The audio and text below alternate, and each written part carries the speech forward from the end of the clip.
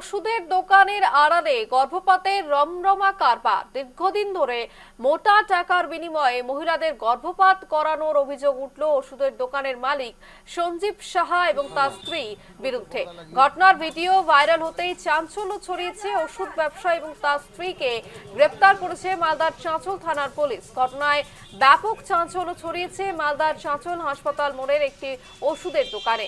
Chanchal super speciality হাসপাতালের গেটের সামনে ওষুধের দোকানে পর্দা ফেলে গর্ভপাত করানোর কারবার চলছে। অভিযোগ, নিউ আস্থা মেডিকেল নামে ওই দোকানে দীর্ঘদিন ধরে টাকার বিনিময়ে মহিলাদের গর্ভপাত করানো হচ্ছিল। ওষুধের দোকানের মালিক সঞ্জীব সাহা এবং লিলি পোদ্দার সাহা এই কারবার চালাচ্ছে। আজ গর্ভপাত চলাকালীন স্থানীয়রা হাতে নাতে ধরে ফেলেন বলে অভিযোগ। ঘটনার ভিডিও সামনে এসেছে। অভিযোগের ভিত্তিতে ওষুধের দোকানের মালিক সঞ্জীব সাহা এবং তার স্ত্রী লিলি পোদ্দার সাহাকে গ্রেপ্তার করেছে চাঁচল থানার পুলিশ। পর্দা লাগিয়ে যে মহিলা যেখানে এবার ডাকছি থানা। কি করছো পর্দা লাগিয়ে? পর্দা লাগিয়ে কি করছো? কে যায় আকাশ? কেন কি করছো?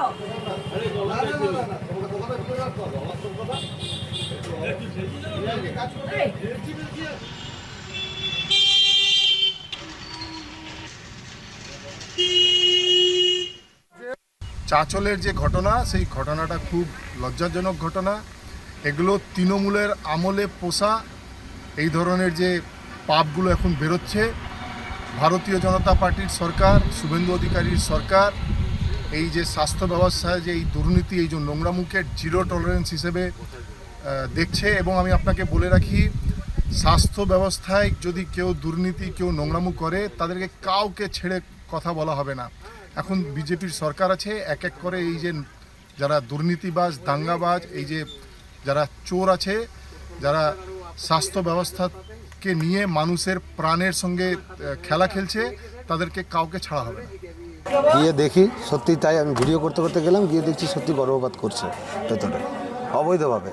এটা করতে পারে না। হসপিটালের পাশে নিউ আস্থা মেডিকেল বলে একটা দোকান আছে, ওষুধের দোকান। ওষুধের দোকানের মধ্যেই ভেতরে পর্দা লাগিয়ে নিচের দিকে মাটিতে শুইয়ে ওই ডিসি করার চেষ্টা করছে। কার ওষুধের দোকান? এটা সঞ্জীব সাহা, ডাকনাম বাপ্পা, এবং তার সহযোগিতায় থাকে তার স্ত্রী মিলি পোদ্দার সাহা। এই দুজনেই, একজন পাহাড়ে দেয়, একজন ভেতর দিকে করে টাকার বিনিময়ে। কতদিন ধরে চলছে এটা? এটা বহুদিন ধরে চলছে। এর আগে এই কেসে ও জেল খেটেও এসছে। তারপরেও একবার মিডিলে ওকে থানা থেকে তুলে নিয়ে আসা হয়েছিল ওই কিছু ওই যে ওষুধ বিক্রি করার কারণে, যেগুলো মানে নিষিদ্ধ আছে, সেই ওষুধগুলো বিক্রি করে দোকানের মধ্যে। পর্দা লাগিয়ে মহিলা